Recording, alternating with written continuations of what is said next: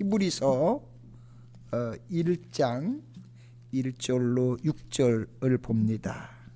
옛적의 선지자들을 통하여 여러 부분과 여러 모양으로 우리 조상들에게 말씀하신 하나님이 이 모든 날 마지막에는 아들을 통하여 우리에게 말씀하셨으니 이 아들을 만유의 상속자로 세우시고 또 그로 말미암아 모든 세계를 지으셨느니라. 이는 하나님의 영광의 광채시요 그 본체의 형상이라. 그의 능력의 말씀으로 만물을 붙드시며 죄를 정결하게 하는 일을 하시고 높은 곳에 계신 지극히 크신 이의 우편에 앉으셨느니라. 그가 천사보다 훨씬 뛰어남은 그들보다 더욱 아름다운 이름을 기업으로 얻으심이니 하나님께서 어느 때에 천사 중 누구에게 너는 내 아들이라 오늘 내가 너를 낳았다 하셨으며 또다시 나는 그에게 아버지가 되고 그는 내게 아들이 되리라 하셨느냐. 또 그가 맏아들을 이끌어 세상에 다시 들어오게 하실 때에 하나님의 모든 천사들은 그에게 경배할지어다. 아멘. 또 많은 격려를 해주셔서 은혜 가운데 결혼식을 잘 마치고 돌아왔습니다. 한 주간 이렇게 못 뵈는데도 굉장히 궁금했습니다. 근데 또 이렇게 한 주 뒤에 와보니까 교회가 완전히 새로운 모습으로 탈바꿈을 해서요. 들어오자마자 깜짝 놀랐습니다. 그냥 환하고 전체가 밝아지니까요. 너무 우리 교회가 이렇게 예쁘게 바뀐 것에 대해서 우리 장로님들과 여러분들이 많이 수고해 주셔서 너무나 감사합니다. 이제 아까 그래서 교회 와서 기도하면서 하나님 이렇게 아름답고 이렇게 이제 멋지게 우리가 준비했는데 이곳에 지금 하나님의 사람들이 가득 채워지는 그런 축복이 속히 우리 교회 가운데 임하면 참 좋겠습니다며 그렇게 또 기도를 했습니다. 여러분 기도해 주세요. 우리 교회 이제 하나님이 이렇게 아름답게 이곳에 또 귀한 사람들을 보내셔서 채우시고 또 영광 돌리는 그런 멋진 교회로 마지막 때 하나님이 우리 교회를 쓰시는 그런 축복이 일어나기를 같이 기도하면서 또 부흥을 마음속에 또 꿈꾸는 저와 여러분 되기를 소망합니다. 자, 교회를 다니는 사람치고 예수님이 누구신지를 알지 못하는 사람은 사실 아무도 없을 것입니다. 자, 예수님이 누구시냐고 물어보면 대부분 하나님의 아들이시고 우리를 죄에서 구원하시기 위해서 인간의 몸을 입고 이 세상에 오셨고 또 우리를 위해 십자가에 죽으셨다가 3일 만에 부활하셨다는 것을 아마 모두 말씀하실 겁니다. 틀림없는 사실입니다. 그러나 과연 그것으로서 예수님을 다 알았다고 그렇게 말할 수 있을까요? 물론 다는 아니지만 큰 줄기는 정확하게 알고 있다고 할 수 있습니다. 그러나 이것으로는 약간 부족합니다. 우리는 예수님에 대해서 더 깊이 알 필요가 있습니다. 자, 예수님을 믿는 사람들이 예수님을 조금 더 깊이 알아야 할 필요성 때문에 기록된 성경이 있는데 그것은 바로 우리가 오늘 같이 은혜 받을 이 히브리서입니다. 히브리서는 누가 기록했는지 사실 아무도 모릅니다. 여러 가지 학설이 있지만 그 모든 것들도 쉽게 인정하지를 못합니다. 그래서 초대 교국 가운데 한 사람인 오리겐이라는 사람은 히브리서 저자에 대해서 이것은 오직 하나님만 아실 수 있는 사실이다 라고 이렇게 말씀했는데요. 오늘까지도 이 말을 가장 모두가 적합한 말로 받아들이고 있습니다. 하지만 이건 개인적으로는 저는 히브리서를 읽어볼 때마다 바울 사도의 기록이다 하는 생각을 저는 종종 개인적으로 합니다. 왜냐하면 히브리서는 철저하게 구약 성경을 백그라운드로 해서 기록을 했는데 구약에 대한 이런 탁월한 식견을 가진 사람이 누가 있을까? 저는 사도 바울밖에는 없다고 생각하기 때문에 아마도 이건 바울 사도가 기록했을 것이다 라고 저는 그렇게, 또 많은 신학자들도 사실은 그렇게 생각하는 분들이 많습니다. 자, 그분은 사도행전 22장 3절에서 나는 유대인으로 길리기아 다소에서 났고 이성에서 자라 가말리엘 문화에서 우리 조상들의 율법에 엄한 교훈을 받았고 라고 바울 사도가 밝힌 것처럼 당대 최고의 율법학자였던 가말리엘 문화에서 구약을 철저하게 배운 사람이 바울 사도입니다. 그래서 저는 이 히브리서를 바울 사도의 기록으로 인정하고 봅니다. 자, 바울 사도께서 기록한 모든 서신, 로마서부터 빌레몬까지 13권에 보시면 서두에 바울 사도의 이름을 분명하게 밝히는 것을 여러분이 아마 보셨을 겁니다. 그러나 히브리서에서는 이름을 전혀 밝히지 않았습니다. 자, 그 이유는 바울 사도께서, 이건 저 생각입니다. 바울 사도께서 유대교에서 기독교로 개종한 이후 유대인이 가장 싫어했던 인물 가운데 한 사람이 누구였냐면 바로 이 사도 바울이었습니다. 그렇기 때문에 그는 자기의 이름을 밝히지 않았던 것 같습니다. 여러분들이 평소에 사도행전을 읽으시면서 유대인들이 바울 사도를 죽이려고 얼마나 혈안이 되어 있는지를 보셨을 겁니다. 자, 그분이 유대교에서 기독교로 개종한 이후 유대교의 최대 적이 되었습니다. 이와 같이 자기들이 싫어하는 사람이 바울인데, 그가 만약 히브리서를 기록했다고 하면 누가 이 히브리서를 읽겠습니까? 특히 히브리서는 유대인들을 전도의 대상으로 삼고서 이것을 기록한 성경입니다. 그래서 자기의 이름을 밝히지 않았던 것입니다. 자, 첫 번째로 히브리서를 기록한 이유입니다. 자, 히브리서는 앞서 말씀드린 것처럼 저자가 누구인지를 몰라서 한동안 이 성경을 정경으로 받아들이지를 않았습니다. 4세기 중엽에 와서 비로소 신약 성경의 정경으로 인정이 되었습니다. 자, 그렇다면 누가 왜 기록을 했느냐 하는 점입니다. 자, 신약 성경 사복음서에 보시면 예수님 당시의 바리새인들과 서기관들은 자기들의 기득권을 놓치기 싫어서 예수님을 영접하지 않았습니다. 그러나 일반 유대인들 가운데는 예수님의 가르치심과 행하시는 기적들과 이적들을 보면서 유대교에서 기독교로 수많은 사람들이 개종을 한 것을 볼 수가 있습니다. 자, 예수님 당시에 이스라엘은 로마의 속국이었습니다. 자, 로마는 식민지 정책의 일환으로 반란을 우려해서 유대 민족들을 세계 각처로 흩어지게 만들었고요. 흩어져 살게 했습니다. 자, 그 흩어진 사람들 중에는 기독교로 개종한 유대인 크리스천들이 굉장히 많았습니다. 자, 그런데 그 유대교에서 기독교로 개종한 그리스도인들이 모진 고난과 박해를 당했습니다. 첫째는 동족인 유대인들로부터 배신자 취급을 받는 어려움을 당했습니다. 그리고 둘째는 로마 제국으로부터 핍박과 박해를 당했습니다. 자, 그들 중에 어떤 사람들은 육체적으로 고통을 당하였고 집과 재산을 약탈당했습니다. 심지어 신앙 때문에 옥에 갇히기도 하며 대중들의 조롱거리가 되기도 했습니다.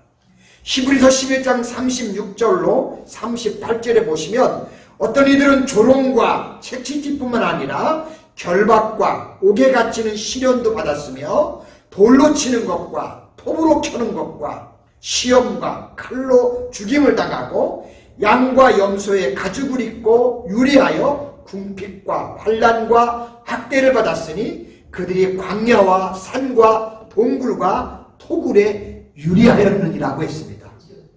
하지만 이와 같은 핍박에도 불구하고 많은 유대 기독교인들이 역경을 기쁘게 감수하면서 신앙을 꿋꿋이 지켜갔습니다. 그러나 일부는 신앙을 포기하고 세상과 타협하는 사람도 생겼습니다.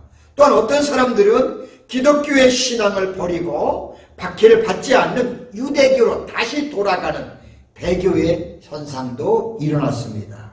그래서 1세기의 배교와 박해의 울에 처해 있던 그리스도인들을 격려하고 우려하기 위해서 기록된 성경이 바로 이 히브리서입니다. 특히 유대인들, 배교하고 돌아가는 그 히브리인들을 향해서 기록한 성경입니다.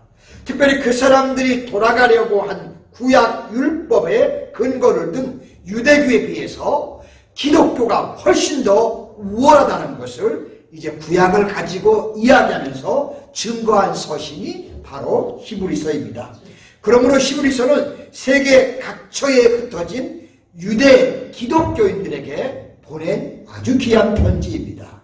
두 번째, 구약의 선지자들과 예수님입니다. 자, 구약의 성경을 보시면 하나님께서 우리의 믿음의 조상들에게 선지자들을 세우셔서 여러 가지 모양과 여러 가지 부분으로 말씀하신 것을 볼 수가 있습니다. 그래서 오늘 1절에 보시면 옛적에 선지자들을 통하여 여러 부분과 여러 모양으로 우리들에게 말씀하신 하나님이라고 하면서 이 히브리서를 시작하는 걸 봅니다. 먼저 이 구약의 선지자들 잠깐 보겠습니다. 하나님의 특별 계신 말씀이 완성되기 전인 구약시대 때에는 그 시대의 필요에 따라 하나님께서 여러 가지 특별한 방법으로 당신의 뜻을 이 땅의 사람들에게 전해주셨습니다. 그 중에서도 특히 하나님은 많은 선지자들에게 깊은 영감을 부어주셨고 그분들의 입술을 사용해서 당신의 위대한 계획과 하나님 백성의 미래 그리고 이 역사의 진행 방향 등을 여러모로 가르쳐 주시고 제시해 주셨습니다. 예언자들을 통하여 전달된 하나님의 계시는 여러 가지 형태를 지니고 나타났습니다. 하나님은 꿈으로, 때로는 묵시로, 혹은 환상으로, 또 음성으로, 때로는 어떤 역사적인 사건 등으로 하나님을 나타내시고자 하는 바를 그런 일들을 통해 밝히 드러내셨습니다. 자, 그러므로 이와 같은 것들은 굉장히 위대한 것들입니다. 또한 여러 시대를 걸쳐 예언자들이 전하는 말씀들은 그 시대에 적용되는 것이었고 늘 전달하고자 하는 사람들과 관련 있는 진리의 말씀이었습니다. 그냥 허투루 하는 게 아니라 그 당대 그 사람들에게 관련 있는 진리의 말씀만 그렇게 선포할 수 있도록 증거될 수 있도록 하셨던 것입니다. 따라서 예언자들이 외친 말씀들은 결코 어떤 시대에 뒤떨어지거나 아니면 부적당하거나 이해하기 어려운 것들이 아니라 그 시대에 필요한 적용되는 말씀들을 하나님이 선지자를 통해서 주셨다는 사실입니다. 자, 그러나 그분들의 계시는 하지만 단편적이었습니다. 대개 선지자들의 활동을 보면 그 시대에 국한된 것이었습니다. 즉, 그 시대의 제약을 받는 말씀이었습니다. 자, 그 시대 사람들이 이해할 수 있어야 하기 때문입니다. 그렇게 당하는 고난, 그렇게 겪는 어려움, 그분들이 그 시대를 이해할 수 있어야 했기 때문에 거기에 맞는 메시지들이었습니다. 자, 그러므로 구약의 선지자들의 예언은 단편적이었고 부분적이었습니다.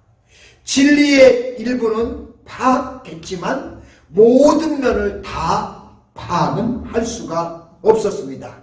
그것이 구약이 가지고 있는 약점이라고 할 수 있습니다. 그래서 하나님은 여러 세대의 여러 선지자들을 세워서 여러 가지 모양으로 이와 같이 말씀을 하셨던 것입니다. 그것이 바로 구약의 시대입니다. 거기에 반해서 이제 신약의 예수님인데 두 번째는 자, 하나님은 여러 선지자들을 세워서 그 시대마다를 인도에 가게 하셨습니다. 그러나 언제까지 그렇게 하실 수는 없었습니다. 그래서 하나님이 조치를 취하셨습니다. 그분이 바로 예수 그리스도이십니다. 2절인데요. 이 모든 날 마지막에 아들을 통하여 우리에게 말씀하셨으니 라는 말씀이 바로 그것입니다. 즉 그래서 말세는 예수님이 인간의 몸을 입고 오시는 순간부터 시작된 것이 바로 말세입니다. 자, 그렇다면 보내신 신약의 예수님, 과연 첫 번째로 예수님은 누구신가요? 자, 이 세상 마지막 때에 하나님이 구약의 선지자들의 약점을 보완하기 위해서 이 세상에 보내신 분입니다. 베드로전서 1장 20절을 한번 보겠습니다. 그는 창세전부터 미리 알리신 바 되신이나 이 말세에 너희를 위하여 나타나신 바 되었으니라고 합니다. 예수님은 말세에 우리를 위해서 나타나신 분입니다. 그러므로 이 세상 말세는 예수님의 오심부터가 말세인 것입니다.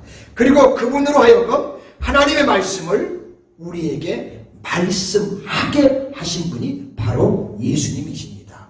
그러므로 이 땅의 모든 성도님들은 세상 마지막 날이 가까울수록 우리는 예수님 말씀에 귀를 기울여야 합니다. 자, 그 이유는 하나님께서 마지막 때 아들로 우리에게 말씀하셨는데 그 아들의 말씀은 곧 하나님의 말씀이기 때문입니다.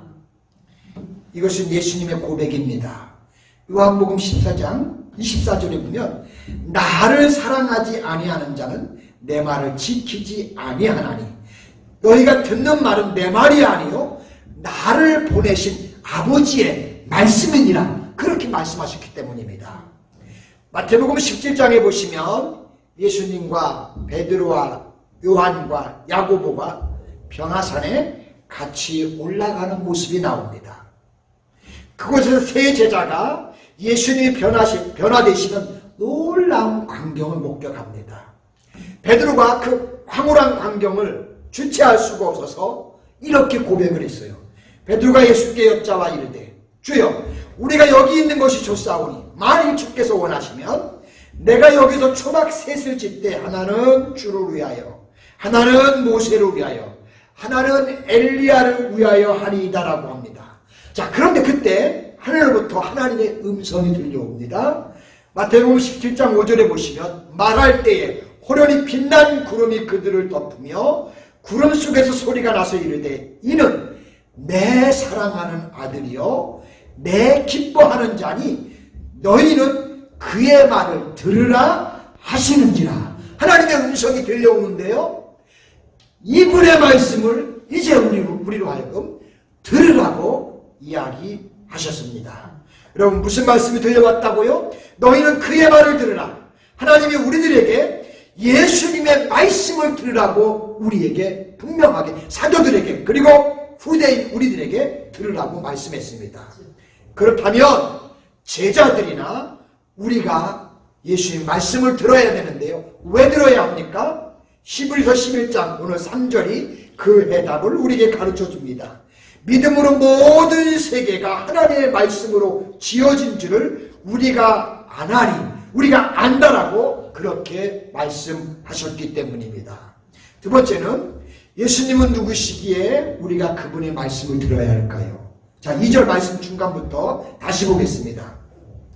이 아들을 만유의 상속자로 세우시고 또 그로 말미암아 모든 세계를 지으셨느니라고 했기 때문입니다. 자, 예수님은 하나님과 더불어 함께 세상을 창조하신 분입니다. 요한복음 1장 3절에 보시면 만물이 그로 말미암아 지은 바 되었으니 지은 것이 하나도 그가 없이는 된 것이 없느니라고 했습니다. 골로새서 1장 15절로 17절에는 그는 보이지 아니하는 하나님의 형상이시요 모든 피조물보다 먼저 나신 이시니 만물이 그에게서 창조되되 하늘과 땅에서 보이는 것들과 보이지 않는 것들과 혹은 왕권들이나 주권들이나 통치자들이나 권세자들이나 만물이 다 그로 말미암고 그를 위하여 창조되었고 또한 그가 만물보다 먼저 계시고 만물이 그 안에서 함께 섰느니라고 했습니다. 자, 우리 노스캐롤라이나 한인교회 성도 여러분, 예수님 누구십니까? 예수님은 유대인들이 우상처럼 떠받들고 믿는 구약의 선지자들과는 전혀 차원이 다른 분입니다. 그분은 우리의 창조자이십니다. 그리고 하나님과 더불어 동일하게 지금도 우리를 다스리시는 하나님 중에 한 분입니다. 자, 세 번째, 예수님은 하나님 자체이십니다. 자, 3절을 보겠습니다. 이는 하나님 영광의 광채시요, 즉 예수님은 하나님 영광의 광채시요 그 본체의 형상이시라. 그의 능력의 말씀으로 만물을 붙드시며 죄를 정결케 하는 일을 하시고 높은 곳에 계신 지극히 크신 이의 우편에 앉으셨느니라 라고 이렇게 예수님에 대해서 말씀하고 있습니다. 여러분, 예수님은 하나님의 영광의 광채시고요, 그분의 본체의 형상이라고 했습니다. 어떻게 보면 굉장히 이해하기 어려운 말씀 중에 하나입니다. 우리 죄악된 인간은 절대 거룩하신 하나님의 영광을 직접 목격하게 되면 죽을 수밖에 없습니다. 그래서 하나님이 이 땅에 하나님의 아들 예수님을 우리와 같은 인간의 몸을 입게 하시고 우리들과 격없는 교제와 나눔으로 해서 하나님의 영광의 광채를 우리 가운데 보낸 그분이 바로 예수 그리스도입니다. 여기서 말하는 영광의 광채라는 말은 영광의 반사체라는 말입니다. 본질상 영광의 본체지만 역할상 하나님의 영광이 이런 것이라고 비추어 드러내는 반사체가 바로 예수 그리스도이십니다. 또한 예수님은 하나님의 본체 자체를 아무런 흠이나 모자람 없이 그대로 드러낸 하나님의 형상입니다. 그래서 요한복음에 보시면 예수님이 이런 말을 하잖아요. 나를 본 자를 누구를 보았다고요? 아버지를 보았다고 하십니다. 그러면서 또 제자들에게 아버지와 나는 뭐다? 하나다 라고 그래서 예수님이 말씀을 하신 것입니다. 이처럼 예수님은 하나님 자체이시기 때문에 지금도 그분의 능력의 말씀으로 만물을 붙들고 계시고 우리의 죄를 정결하게 하시는 일을 하시고 또한 높은 하나님 우편보좌에 앉아 계시면서 우리와 하나님 사이를 중재하고 계십니다. 바로 이분이 저와 여러분들이 믿는 예수님이십니다. 그래서 히브리서 기자는 우리가 믿는 예수님이 이런 분인데 왜 그런 예수님을 모르고 유대교에서 개종한 기독교 신자들에게 왜 다시 유대교로 되돌아가려고 하느냐 라고 지금 안타까워하면서 이것을 기록하는 것입니다. 기독교가 유대 종교보다 훨씬 우월하고 월등하다는 것을 그래서 히브리서 기자가 증명한 겁니다. 그것도 구약에 탁월했던 바울사도를 통해서 이것을 기록해서 히브리인들에게 이야기한 겁니다. 여러분들이 히브리서를 계속해서 읽어보시면 아시겠지만 끝없이 구약과 예수님을 비교하면서 기독교의 진리를 설명하고 있는 것을 봅니다. 천사와 예수님, 모세와 예수님, 구약의 선지자들과 예수님 계속 이 둘을 비교하면서 우리가 정말 믿고 의지하고 바라보며 소망해야 할 분이 누구냐 비교하면서 계속 예수님을 드러내시고 진정으로 우리가 의지하고 바라고 소망할 분이 예수님이다 라는 것을 밝히는 아주 소중한 말씀이 히브리서인 것입니다.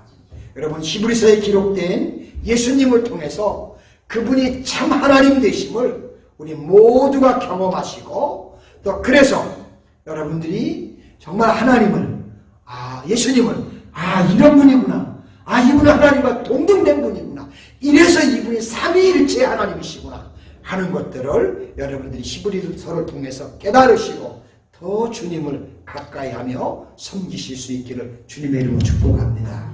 기도합니다. 자, 은혜로우시고 자비로우신 하나님 고맙습니다. 특별히 히브리서를 통해서 우리가 믿는 예수님이 누구신가? 우리는 십자가에서 그분이 우리의 죄를 대속하시고 그 죄로 말미암아 우리의 그 대속으로 인하여 우리의 죄가 용서함을 받게 되고 우리가 하나님의 자녀가 되는 놀라운 축복을 얻었다는 사실을 우리는 알고 있습니다. 그러나 그분은 그 역할뿐만 아닌 하나님과 동등된 분으로서 지금도 변함없이 우리의 삶 속에 역사하고 계시고 변함없이 우리 가운데 함께하고 있다는 전능하신 하나님이라는 것을 또 한번 이렇게 알게 하신 주님 감사합니다. 이제 우리가 히브리서를 늘 가까이 하면서 구약의 여러 가지 많은 것들과 비교하면서 그거보다 우월하신 우리 예수님을 나타내 주셨는데 그분을 그 히브리서를 통해서 그 예수님을 우리도 볼 수 있게 우리도 깨달을 수 있게 그래서 우리가 알 수 있게 그러므로 주님을 더 깊이 섬길 수 있게 더 사랑할 수 있게 하나님 우리 가운데 그런 믿음의 역사가 일어나게 축복하여 주옵소서.